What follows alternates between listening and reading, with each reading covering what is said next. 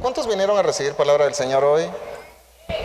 Solo de este lado, por acá no voy a predicar hoy. ¿Cuántos vinieron a recibir palabra del Señor hoy? Bueno, ya están despertando. Es que como que en la adoración como que se quedan muy conectados, ¿verdad? Pues está bien eso, pero cuando tú le ministras al Rey, Él también viene para ministrarte. Creo que no escuchaste. Dije que cuando tú ministras al Rey, el Rey viene para ministrarte. Esto sucede porque ya hemos aprendido que cuando uno se presenta delante de un rey, uno no puede llegar sin nada, sin ningún regalo. Y tienes que llevar un regalo digno de un rey. Por eso el Señor, cuando saca a Israel de la esclavitud, o sea, un pueblo que tenía mente de esclavo, ¿mente de qué? Le enseña a ser libre y pertenecer a un reino, y les dice: cuando se presenten delante de mí, nadie se presentará con las manos. Ahora pregunto, ¿qué es lo mejor que le puedes traer tú al rey? ¿Qué es lo más valioso que tú tienes? Es tu tiempo, porque eso es igual a tu vida. Porque a veces solamente le traemos quejas, a veces le traemos penas, a veces le traemos reclamos. Pero simple y sencillamente, cuando nos presentamos delante de Él, tenemos que presentar lo mejor que tenemos para el rey. Y entonces, ¿sabes qué es lo que sucede? Cuando tú llegas con un rey de visita y tú le das un regalo, Él te va a devolver un regalo mayor de lo que tú le diste. ¿Escuchaste lo que dije? Por esa razón es de que cuando tú vienes y ministras al rey, Él ahora te va a ministrar. Levanta tu mano derecha, saca tu dedito, toca a tu vecino así con cariño y dile: por favor, presta atención, porque lo que vas a aprender es muy importante. Se han escrito muchos libros, se han hecho muchos seminarios, existen demasiados manuales que nos hablan sobre la guerra espiritual. Y casi todos, y las personas que se dedican a enseñar al respecto de este tema, casi todos le dan un enfoque que no es enteramente bíblico. Sí, aunque te sorprendas. Muchos simplemente se concretan en estar atando demonios, echándolos fuera de personas o de lugares, mandándolos al abismo, y para ellos esa es la guerra espiritual. Pero la palabra realmente no nos enseña eso. Nos enseña algo completamente diferente. Incluso la industria del entretenimiento nos lanza al cine muchas películas de exorcismos, de posesiones demoníacas. Y las personas, yo he visto gente que va a ver esas películas que son cristianos y que cuando empieza la película se empiezan a persignar. De veras, y se ponen a encomendarse a todos los santos.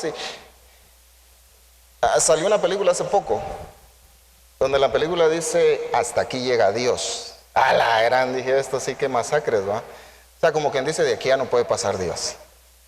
Ridículo, ¿verdad? Pero hay gente que se lo cree. Y se lo cree porque como lo está viendo en la televisión y mira las imágenes tan reales y aquello, ¡ay! Así son los chamucos, dice. Y entonces muchos se concentran en que ese es el tipo de guerra espiritual. Y andan viendo espíritu de esto, que espíritu de aquello, que espíritu de aquí, de allá. Y en lugar de darle el enfoque bíblico, la gente se vuelve mística. ¿Se vuelve qué? Y andan buscando amuletos que contrarresten a los tales espíritus. Los de algunas creencias andan buscando sus cruces o sus crucifijos. Los evangélicos andan buscando el aceite ungido. Perdón por pararme en tus calles, ¿no? Pero ese es un amuleto. Así de simple. Alguien me dirá, pastor, pero es que ahí en Santiago dice que cuando estén enfermos, que los unjan con aceite y que lleguen los ancianos y que oren por ellos, y la oración de fe sanará al enfermo. ¿Qué sanó al enfermo, el aceite o la oración? Entonces, ¿para qué querían el aceite? Porque quería la gente algo en qué creer. Fíjate, en la profesión que yo desarrollo, muchos acostumbran darle placebos a las personas. ¿Qué es un placebo? Es una pastilla que simplemente es de vitaminas y no te hace nada, pero se le dice a la persona, mire, con esto se va a curar. ¿Y qué crees? La persona se cura. ¿Por qué? Porque está creyendo en el amuleto. Pero mis amigos, déjenme decirles, la verdadera guerra espiritual no es así como nos la imaginamos. Así como la aprendimos, es el nivel más bajo. ¿El nivel qué? De guerra. Y es el que menos daño le hace al enemigo. Hoy vamos a aprender la guerra a otro nivel. ¿Cómo vas a aprender la guerra? ¿O quieres seguir con el nivel más bajo que no le hace daño al enemigo? Mira, te lo voy a plantear de una forma. ¿Se acuerdan de Moisés? ¿Sí? Moisés fue el hombre que Dios usó para liberar a un pueblo de la esclavitud de un imperio.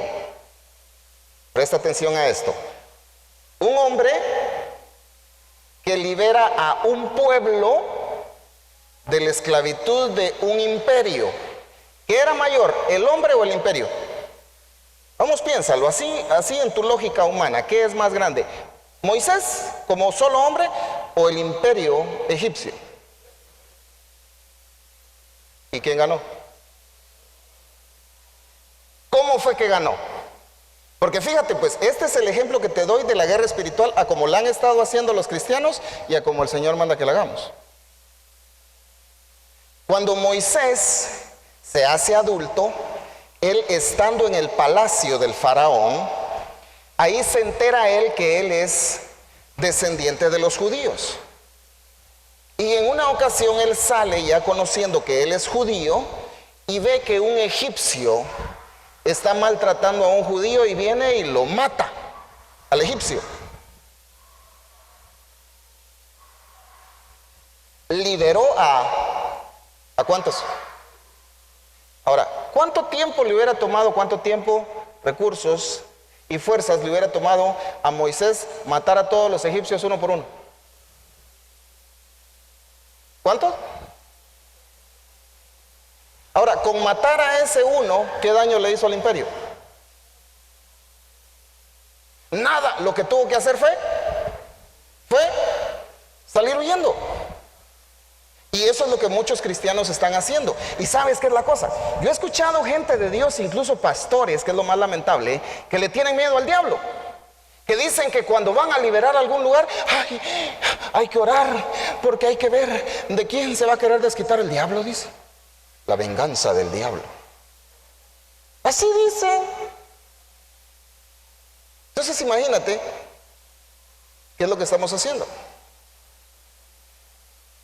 Dije, un hombre que libera a un pueblo de la esclavitud de un imperio. Di conmigo, un hombre liberó un pueblo de la esclavitud de un imperio. ¿Tú qué eres? Las chicas dirán, yo soy mujer, sí, pero me refiero a hombre como ser humano. O sea que tú podrías, ¿qué? Vamos, yo creo que no me pusiste atención. Di conmigo mejor, un ser humano que libera a un pueblo de la esclavitud de un imperio. ¿Tú qué eres? O sea que tú puedes liberar a un pueblo de la esclavitud de un imperio, ¿sí o no? Solo uno lo creyó. O sea que tú como ser humano, un ser humano, puedes liberar a todo un pueblo de la esclavitud de un imperio. Esa es la guerra espiritual. Cuando Moisés entiende eso es cuando regresa. dónde llegó? ¿A matar egipcios? No, llegó directamente al palacio. ¿Con quién? Con Faraón. Y ahí se libró la guerra. Ahora bien, para empezar, yo creo que tendríamos que aprender o conocer qué es guerra. Guerra es lo que se hace entre por lo menos dos grupos de oponentes y se trata de que uno le imponga su voluntad al otro. Guerra es imponer tu voluntad sobre la de otro. ¿Qué es guerra?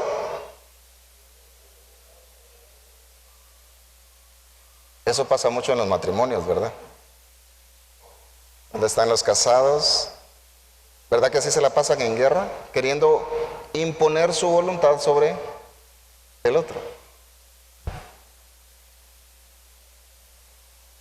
Pero en el matrimonio no es para andar en guerra. ¿Qué es lo que dice la palabra al respecto de la guerra, de la lucha que tenemos nosotros? Acompáñame a ver qué es lo que dice la palabra en la carta a los Efesios, capítulo 6, verso 12. Leo la versión Reina Valera contemporánea y dice la palabra: la batalla que libramos no es contra gente de carne y hueso, sino contra principados y potestades, contra los que gobiernan las tinieblas de este mundo, contra huestes espirituales de maldad en las regiones celestes. ¿Contra quiénes es tu lucha, tu guerra, tu pleito? Básicamente es contra espíritus, por eso se le llama guerra espiritual. Pero sabes una cosa, no te estoy diciendo que no existan personas poseídas. Tampoco te digo que no se pueda liberar a esas personas, por supuesto que sí, y es bíblico. Pero las liberaciones que muchas personas hacen en ocasiones se convierten en exorcismos. ¿Qué diferencia hay? El exorcismo sigue es un ritual para pedirle permiso al demonio y que se vaya. La liberación ocurre cuando tú tienes autoridad. ¿Cómo liberaba a Jesús? Lo mandaba a callar y a irse. ¿Se ponía a platicar con ellos? Pero ¿cuánta gente que llega a liberar endemoniados? ¿Cómo te llamas?, le dice al demonio. Dame tu número de teléfono. O sea, ¿para qué quieres saber su nombre? ¿Estás acá? Y nos ponemos a hacer un montón de... Hay que echarle aceite, hay que ponerlo en ayuno. Hay que liberar... venga dentro de 3 días, me va a poner en ayuno. ¿Cuántas veces se puso en ayuno Jesús antes de liberar a uno? ¿Por qué los liberaba? Porque tenía autoridad. Cuando tienes autoridad, no necesitas de exorcismos. Es más, el demonio mismo dice: mejor me voy yo por las buenas. Y muchos cristianos, después de una ardua faena de liberación, dan por sentado que el chamuco ya se fue, porque como es espíritu, no vieron que salió. ¿Han oído hablar de brujos, de hechiceros? Ellos hacen sus exorcismos también, sus limpias, le dicen ellos. Pero ellos sí le enseñan a la gente: mire, esto fue lo que le salió. Mire, le sacamos un sapo de la panza. Mire todos los pelos que le sacamos. Mire, esto era lo que tenía. Y la gente se lo cree. Ay, es que yo vi cuando le salió, dicen los que estaban ahí de mirones, ¿verdad? ¿Y los cristianos? Y damos por sentado que se acabó el problema. Pero ¿qué es lo que dice la palabra? La batalla que libramos no es contra gente de carne y hueso, sino contra demonios, dice. ¿Contra quiénes? O sea, ¿el Señor te manda a hacer guerra de soldado raso o de general? Pregunto. ¿Aló? Porque la guerra no la ven igual el soldado raso que el general. El soldado raso es aquel que solo le enseñaron cómo funciona el arma, para dónde es que tiene que apuntar y cómo jalar el gatillo y ya estuvo. Entonces llega el soldado raso y va a repartir miles de balas, aunque no haga ni una sola baja al enemigo. Así lo hace. Y él feliz porque y si tanto es el miedo, se esconde y arriba. Pues sí, ¿o qué creías tú que iban a hacer igual que Rambo ahí poniendo el pecho? No, hombre. Pero el general, ¿cómo hace la guerra?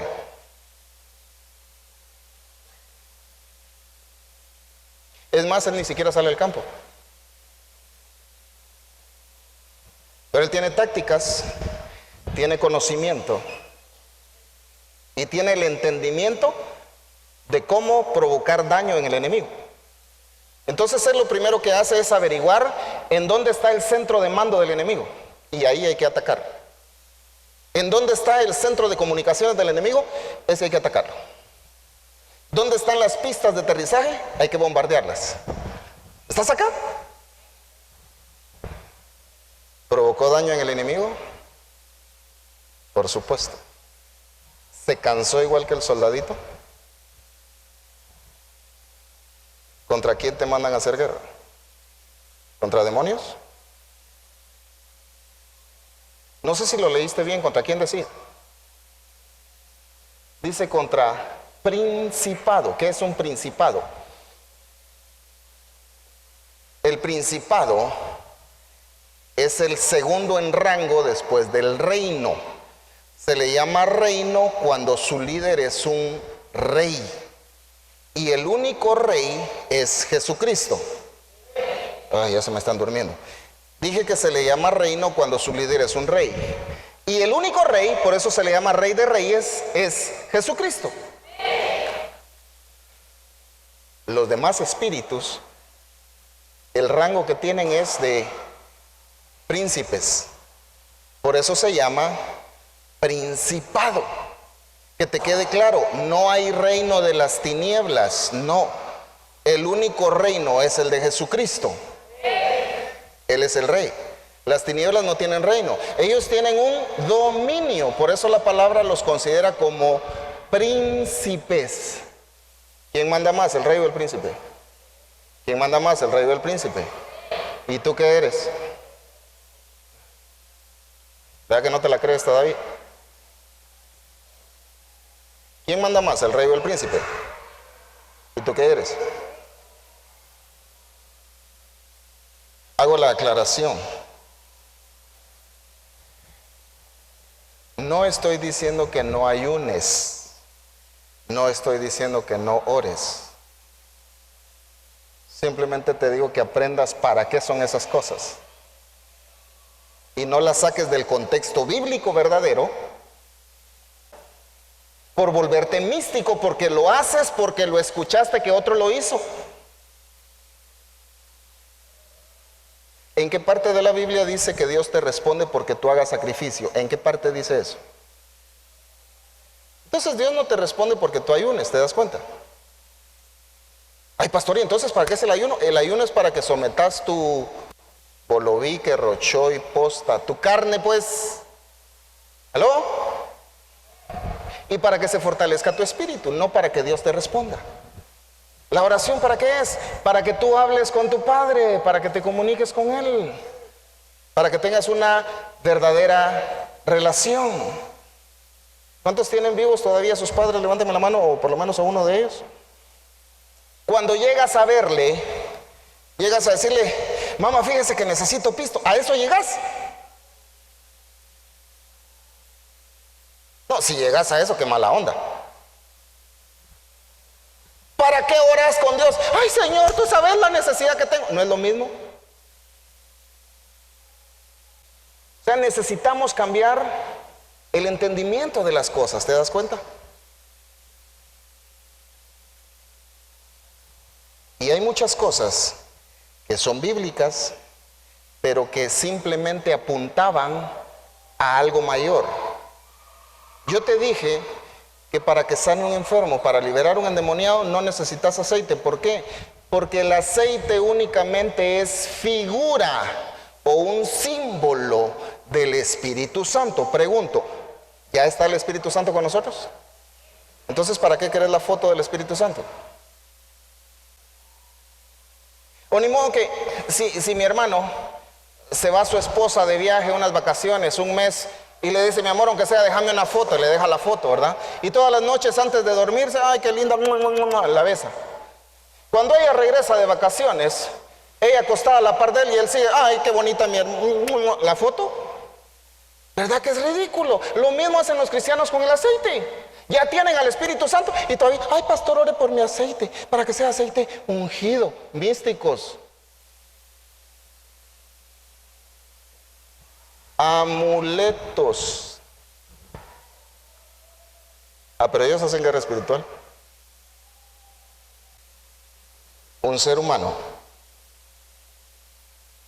que libera a un pueblo de la esclavitud de un imperio. ¿Contra quién te mandó a hacer guerra el Señor? Principados no llegan a imperio, porque el único imperio es el del rey. Te pregunté, ¿tú qué eres? O sea que tú puedes liberar no a una persona, ¿a cuántos? Tú siendo uno, ¿a cuántos puedes liberar? Al hablar de un pueblo, se cree que el pueblo israelita cuando salió de Egipto eran aproximadamente 2 millones de personas. ¿A cuántos liberó Moisés? Y era un solo hombre. ¿Llegó con ejército? Por eso te acuerdas de aquella canción que cantabas que dice, no es sino, ¿ya tenés el Santo Espíritu o todavía te falta que te venga a visitar? No es con espada ni con ejército, sino con su... Te decía hace poco también que cantamos una canción que está mal la letra, porque dice, pues no es mi guerra sino la de Dios. Mentira, no es guerra de Dios, es tuya. Entonces tendrías que cantarla, pues sí es mi guerra y la gano con Dios. ¿Cómo la tendrías que cantar? Pues sí es mi guerra y la gano con Dios. ¿O no dice eso la palabra ahí donde dice que nuestra lucha es contra seres espirituales? Y bueno, más adelante vamos a ver otra porción que es bien interesante. Si se te presenta un demonio, ¿qué haces? Salir corriendo a llamar al pastor, a las guerreras de oración, que llegue el miércoles porque hay ayuno. A nosotros nos dicen cristianos porque se supone que seguimos a Cristo, ¿sí o no? Sí. ¿Por qué te dicen cristiano? Porque sigues a Cristo. Seguir a Cristo es hacer lo que hacía Cristo. Ser cristiano es hacer lo que hacía Cristo, no hacer lo que a ti se te ocurre que tienes que hacer. Es que a mí me dijo la hermanita fulana que tome agua de chilpolula. ¿Eso te mandó a hacer la Biblia? Que ayune por 7 días, que me tome la agüita en ayunas, en el nombre de Jesús, que lo diga 7 veces. ¿No es eso un amuleto? ¿Estás acá? ¿Te das cuenta cómo se ha vuelto de mística la gente? ¿Cómo se ha metido el misticismo dentro del cristianismo? Y la gente ahí ni cuenta se da. Ahora, el problema es que muchas veces seguimos sin entender qué quiere decir guerra. ¿Te acuerdas cuál es el concepto de guerra? Es imponer la voluntad de uno sobre la del otro. Que, fíjate pues, ¿cómo es la cosa? Contra Dios ni debemos, ni podemos, ni tenemos que hacer guerra. ¿Por qué? Porque Dios no le impone su voluntad a nadie. En cambio, ¿por qué es la guerra contra las tinieblas? Porque ellos sí te han impuesto una voluntad y a través de eso te han dominado. Por eso dice la palabra que tenemos que hacer una lucha contra esos que te han venido dominando, que te han impuesto su voluntad. Ahora, ¿cómo te han impuesto su voluntad? A través de un sistema de pensamiento. Entonces, la forma de cómo crees y cómo ves las cosas, en su mayoría es porque te fue impuesto por las tinieblas. Por eso tantos dichos como aquel que dice que cuando el río truena es porque piedras lleva. O sea que si lo que andan diciendo, algo ha de ser de cierto. No se puede creer ni dejar de creer. ¿No has oído todas esas ondas? ¿De dónde viene esa inspiración? ¿Crees tú que es divina?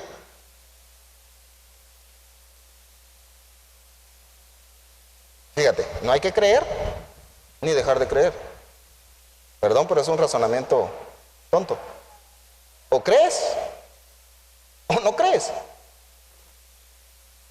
No sé si se puede ser frío y caliente a la vez. ¿No eso dijo el Señor? Que o eras frío o eres... Porque no puedes estar así intermedio. ¿Y cuánta gente se ha puesto a ser así? Así como dicen muchos, como la mojarra. Que ratitos andan del lado de las tinieblas, ratitos andan del lado del Señor. ¿Y cómo anda, hermano? Como la mojarra. Ten cuidado, te va a echar al sartén. Te decía que nos dicen cristianos porque somos seguidores de Cristo. Cristo tuvo 3 cosas cuando vino a esta tierra que nosotros tenemos que empezar a tener como sus hermanos, como hijos de Dios. Jesús tuvo presencia, tuvo influencia y tuvo trascendencia. ¿Qué tuvo Cristo? Presencia, influencia y trascendencia. ¿Qué tuvo Cristo?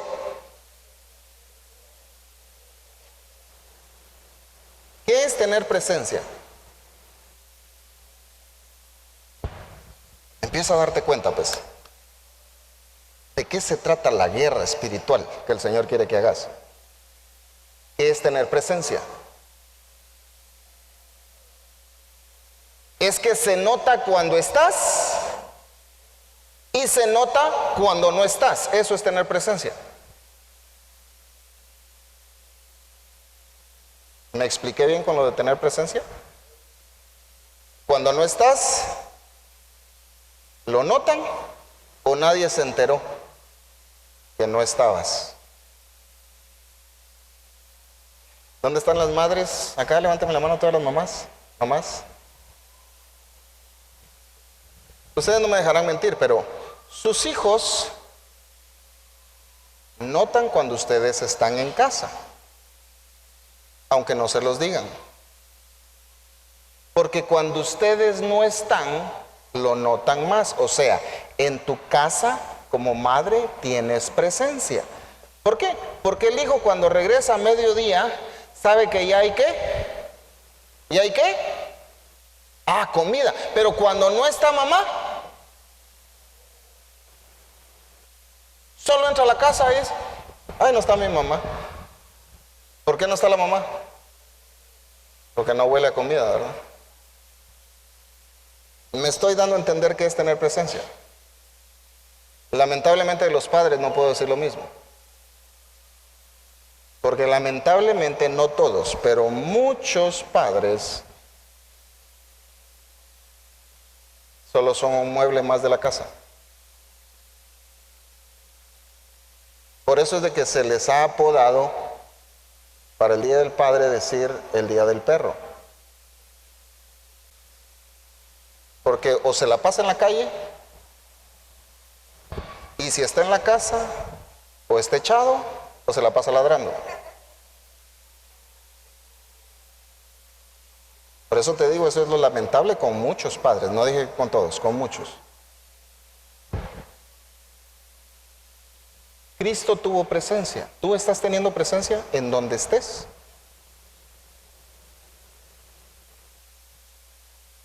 También tuvo influencia hasta el día de hoy. vemos la influencia de Él. Porque si no fuera por la influencia de Él, mis amigos, la humanidad no pudiera hacer buenas obras. No existirían las obras de caridad, el amor al prójimo. ¿Quién nos vino a influenciar con eso del amor al prójimo? ¿Ves que sí tuvo influencia? Y trascendencia. ¿Qué es ser trascendente? Es cuando tú logras que con algo mínimo se hagan cambios importantes. ¿Sabes qué tan trascendente fue Cristo? Que hasta la fecha del calendario nos la marcó Él. Hay un antes de Cristo y hay un después de Cristo. Aunque ahora los ateos quieren quitar eso. Y dicen, es el año 2018 de nuestra era. No dicen después de Cristo, ¿verdad? Porque quieren hacerlo a un lado. Pero mi amigo, no pueden quitarle la trascendencia de Cristo, aunque quieran. Ahora, ¿ya estás siendo tú trascendente en lo que haces? ¿Estás haciendo esos cambios importantes? ¿A cuántos les gusta la limpieza? ¿Cuántos se han decepcionado de ver cómo se inunda el pueblo? ¿Cuántos se han decepcionado? Yo me he decepcionado de ver eso. Ver congregaciones que se les llena de agua, qué tristeza da. ¿Por qué? ¿Por qué? Ahora, ¿qué está haciendo la iglesia para cambiar eso? Ay, ¿qué podemos hacer? Ir a protestarle al alcalde. Vamos con pancartas a pararnos ahí enfrente de la MUNI. Eso.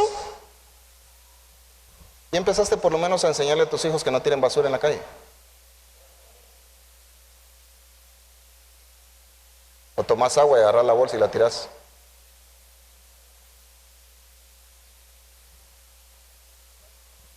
Te comes un chicle y tirás la basura. Y al rato tirás el chicle aunque estés en el templo. Creo que se me fueron el rapto, ¿no? Estás haciendo cambios aunque parezcan mínimos, pero que hacen cambios importantes. Di conmigo nuevamente, un hombre que liberó a un pueblo de la esclavitud de un imperio. ¿Y tú qué eres? Ay, pero vamos, dice la palabra que donde dos o tres. ¿A cuántos mandó el Señor a liberar a Israel de Egipto? ¿A cuántos? ¿A cuántos mandó Dios Padre a liberar a todos los seres humanos del pecado? ¿A cuántos? ¿Cuántos más necesitas tú? Pero tu guerra, ¿contra quién es? ¿Contra demonios?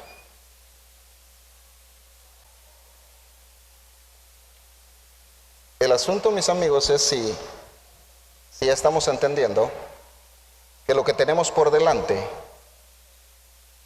va más allá de maldiciones, de conjuros de hechiceros, de brujerías, de hechicerías, de demonios. O sea, ya entendimos que va más allá de eso. Porque mira, déjame decirte algo. En una ocasión se unificaron varios brujos en contra de tu servidor. Y el Señor, a través de un profeta de él, me dijo, pastor, me dijo, hay muchos brujos que se unieron en contra suya porque lo quieren derrotar. Cuando tú escuchas eso, como que te intimidas al principio. Pero incluso por si me había intimidado, me dice, pero dice el Señor que no tenga miedo, porque es más poderoso Él que todos los brujos del mundo juntos.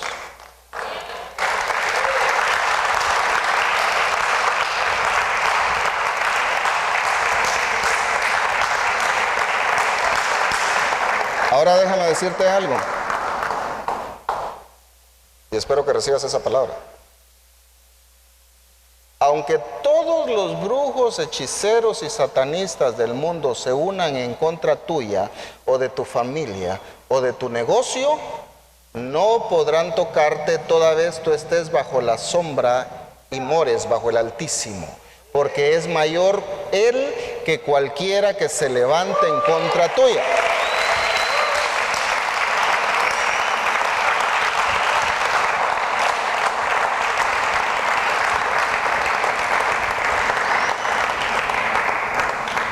¿La brujería existe? Claro. ¿La hechicería también? Sí. He oído muchos cristianos que dicen, yo no creo en eso. Qué bueno, me alegro. Espero que tú creas en el Señor. Pero ¿por qué te asustas entonces? No es negación. La fe no es negación. La fe es entender que aunque tengas un problema, es mayor Cristo que cualquier problema. Es más, dice la palabra, fíjate pues, que Cristo ya ganó la batalla contra todos sus enemigos y los puso bajo sus pies. Los pies están en el cuerpo de Cristo. ¿Tú qué eres? O sea, cuando tú entras a una guerra espiritual, lo primero que tienes que saber es que esa batalla ya la tienes ganada. O sea, ni has empezado a luchar y ya llevas las de ganar. ¿Por qué? Porque el Señor es fiel a lo que ha dicho, a lo que te ha prometido. ¿No te dijo Él que estaría contigo todos los días de tu vida? ¿Hasta el fin del mundo? ¿Sí o no?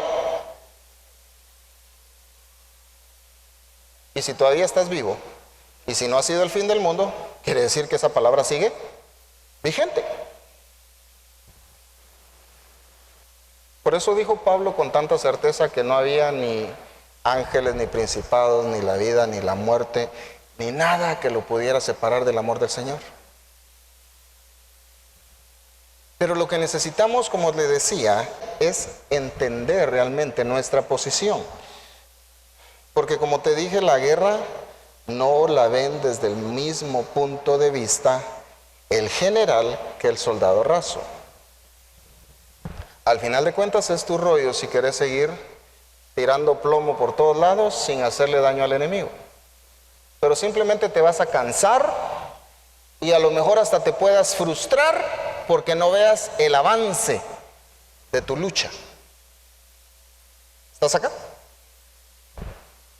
En cambio, cuando vas directamente al liderazgo de tu enemigo, ahí llevas la victoria más rápida. Pregunto, ¿a quién atacan las tinieblas? ¿A los que no hacen nada o a los que van al frente? ¿Por qué? Porque ellos saben que si le vuelan la cabeza, se acabó el problema. Entonces las tinieblas, mira mi amigo, las tinieblas nunca te tiran a amagarte, te tiran a matar. ¿A qué te tiran? Sí. Tú tienes que dar por sentado que allá en las oficinas centrales de las tinieblas está tu foto así en grande donde dice se busca muerto. ¿Se busca? Porque vivo eres el peor enemigo de ellos. No, yo creo que tú no lo creíste. Te dije que siendo tú hijo de Dios y estando vivo, eres el peor enemigo de las tinieblas.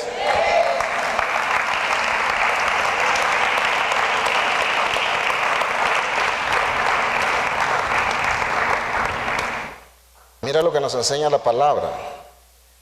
En la segunda carta a los Corintios, capítulo 10, del verso 3 en adelante, dice: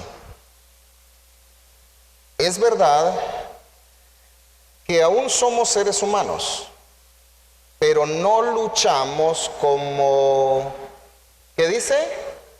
Como seres humanos. Verso 4, las armas con las que luchamos no son las de este mundo, sino las poderosas armas de Dios. ¿Leíste bien?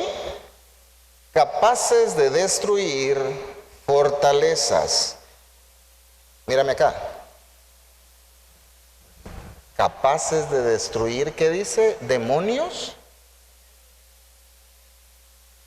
¿Qué implica una fortaleza? Que solo va a haber un demonio adentro. Una fortaleza implica un dominio grande. Y dice la palabra que las armas que tenemos son las poderosas armas de Dios capaces de destruir fortalezas. Verso 5. Y de desbaratar argumentos y toda altivez que se levanta contra el conocimiento de Dios, y de llevar cautivo todo pensamiento a la obediencia de Cristo. ¿Las armas de quién usamos? Vamos, ayúdame a predicar. ¿Las armas de quién usamos?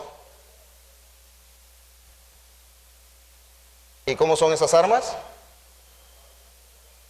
Son poderosas y son de Dios. ¿Y qué es lo que tenemos que desbaratar? ¿Verdad que no prestas atención a la lectura? El último verso que leímos, ¿qué es lo que desbaratamos? ¿Qué es un argumento? Dice que desbaratamos argumentos y toda altivez, además de someter todo, ¿qué dice? ¿Todo qué? Pensamiento. ¿Por dónde tenemos que empezar a hacer la guerra entonces?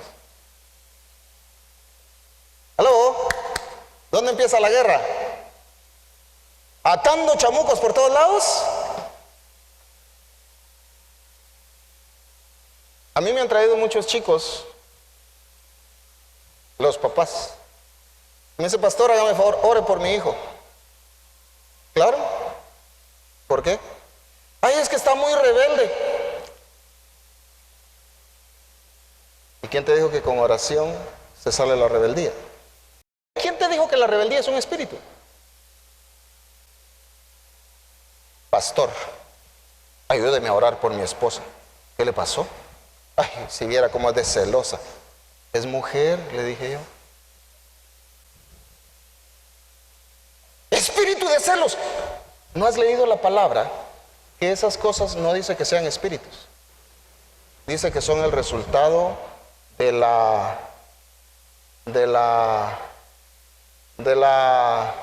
son las obras de la carne. No son espíritus. Entonces, ¿cómo cambias las obras de la carne?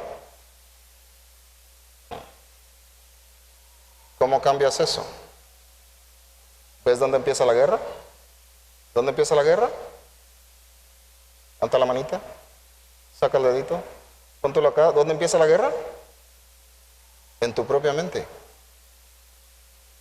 Ahí tienes que empezar a derribar o a desbaratar. ¿Qué decía de primero? Argumentos. ¿Qué es un argumento? Bueno, te voy a leer lo que dice el diccionario. Es un razonamiento empleado para demostrar algo. ¿Por qué celan las personas que celan? ¿Porque vieron o porque se imaginaron? El 98% de los casos es porque se lo imaginaron. ¿Por qué celan? Porque tienen un argumento. ¿Tienen qué? Y se le metió y se le metió. Es que yo siento, es que mi sexto sentido de mujer. Cuentos. Se te metió un argumento, no se te metió el demonio. Se te metió un pensamiento. Y dice por ahí un dicho que cuando a una mujer se le mete un pensamiento es más fácil quitarle la cabeza que quitarle ese pensamiento. Por eso la misma esposa tiene que hacer guerra espiritual. ¿En dónde? ¿En dónde? Desbaratando argumentos. ¿Es fácil? ¿Verdad que no? ¿Te das cuenta porque dice que tu lucha no es contra personas? Y cuando el enemigo mira que tú ya te aferraste a un pensamiento, ¿qué sigue haciendo? Te sigue mandando dardos. ¿Y qué son los dardos? Pensamientos. y te los manda endosados como que fueran tuyos. Entonces tú dices, amén, aleluya, gloria a Dios, así es. Y eran las tinieblas las que te lo estaban inspirando. Y ese argumento se convierte en una fortaleza.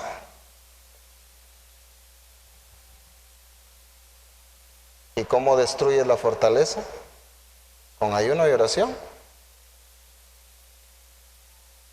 Te mandamos a un encuentro. ¿Cómo derribas un argumento? ¿Cómo destruyes una fortaleza? Ahí lo decía la palabra. Con las armas poderosas del Señor. Fíjate que lo que hace Cristo es que Él influencia. Las tinieblas no. Las tinieblas manipulan. El Señor te da a conocer todas las cosas a través de su palabra. Las tinieblas te manipula a través de teleseries que verdaderamente son telenovelas. Cuidado con las espinillas. Películas. La comadre, la vecina, la cuñada, la amiguis, que te llega a disparar veneno de parte de las tinieblas, aunque no digas amén. Pastor, pero es que dice que tienen pruebas. Vamos a ver las pruebas. ¿No me las quisieron enseñar? ¿Qué es eso? Es mentira. Porque cuando se tienen pruebas se dice, mire, aquí está. ¿Aló? ¿A cuántas damas les han llegado con ese cuento?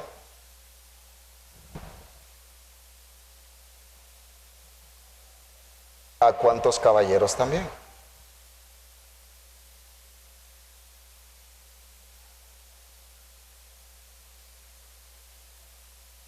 ¿Ves cómo se forman las fortalezas? Cuando el razonamiento que tú estás usando defiende algo que tú crees o que tú quieres creer. Y dice la palabra claramente, fíjate, no deja nada escondido. Dice que es de desbaratar argumentos y toda altivez que se levanta contra el conocimiento de Dios.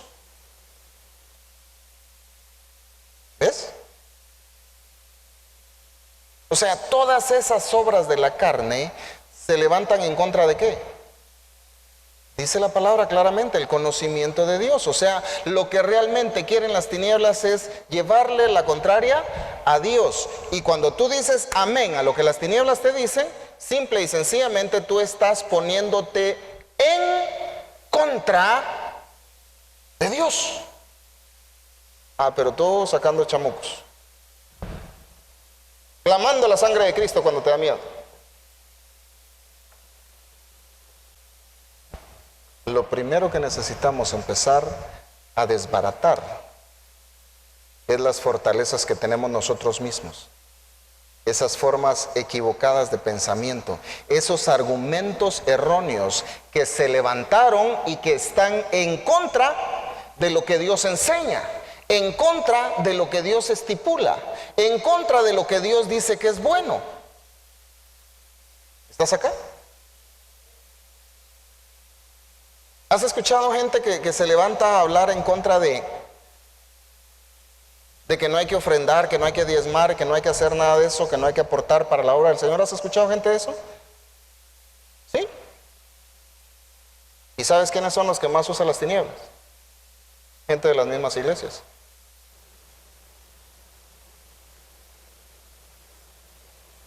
Y el argumento que usan es que ese pisto es para el pastor. ¿Tienen pruebas de eso? No, es su forma de imaginarse las cosas, es su forma de pensar. Y entonces muchos, creyendo ese argumento, se forman una fortaleza y dicen, ahora castigo al pastor y no diezmo.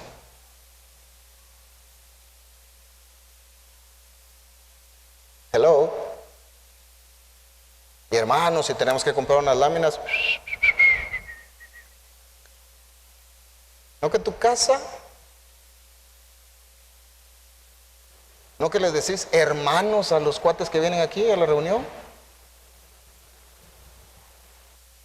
O sea, si somos hermanos es porque tenemos un vínculo familiar, porque estamos en una misma casa, es porque a todos nos debería de importar, pero como se ha levantado una fortaleza de miseria, ¿y sabes qué es lo más chilero? Que después esa misma gente, ay pastor, ore por mí para que el Señor me bendiga.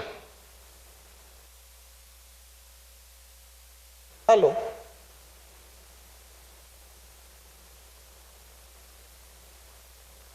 Wow, cada vez se me quedan más serios.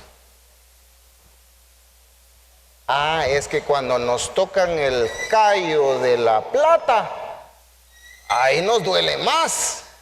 ¿Verdad que sí? Lamentablemente. Normalmente cuando nosotros somos los que no les han echado aceite ungido en el codo, ¿verdad? ¿Verdad que sí? Tristemente así son las cosas. ¿Dónde empieza la guerra espiritual? En tu mente.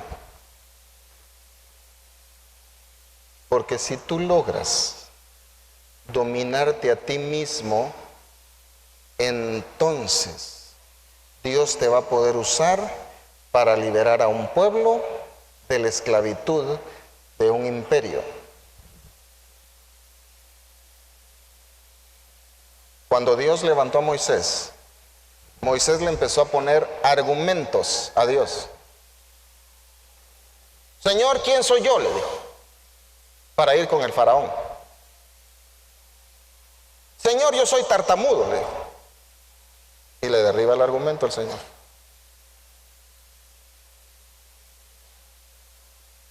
Ya con los argumentos derribados, entonces dice, bueno, te voy a creer.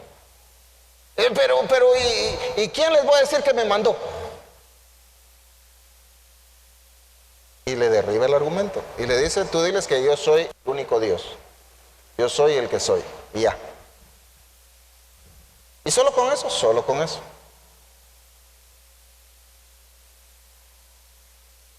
Cuando el faraón venía siguiéndolos, que ya habían salido de Egipto,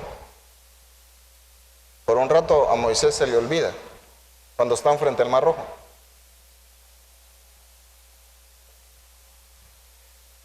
Y le dice Moisés al pueblo, vean que el Señor los va a librar, tirándole la chibolita al Señor, y el Señor a él le había tirado la chibolita. ¿Aló? A lo mismo estaba diciendo Moisés, no, no es mi guerra, es la de Dios, decía. Entonces el Señor le dice, no, es la tuya. Miren lo que va a hacer el Señor. Entonces el Señor le dice, el Señor, ¿qué tenés en la mano? La vara. Pues úsala. De plano, digo, la vara fue la que abrió el mar. Oye, Dios no sacó poder en ese momento. Dios ya le había dado el poder a Moisés. Lo que no hacía Moisés era usarlo. Eso fue con Moisés. Ahora voy contigo. Dios ya te dio poder. El clavo tuyo es que no lo sabes usar. Y andas pidiendo y pidiendo. Y el Señor dice, ¿qué tenés en la mano? Nada, Señor.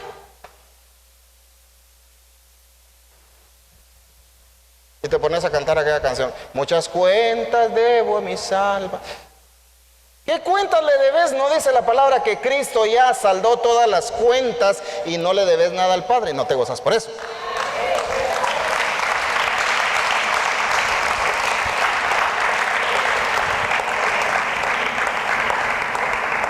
El detalle es que no hemos analizado que tenemos un poder. ¿Que tenemos qué? Respaldado por la autoridad máxima. Encima de eso, tenemos una responsabilidad. ¿Una qué? ¿De qué? De librar una lucha. Esa es nuestra responsabilidad. Y es lo que necesitamos empezar a entender.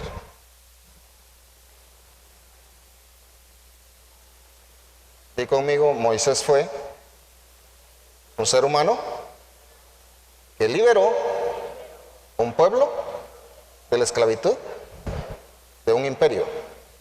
Yo soy un ser humano que puedo liberar a un pueblo del dominio de las tinieblas.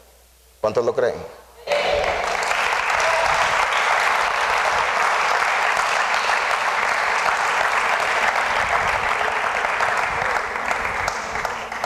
¿Pero dónde tiene que empezar esa liberación?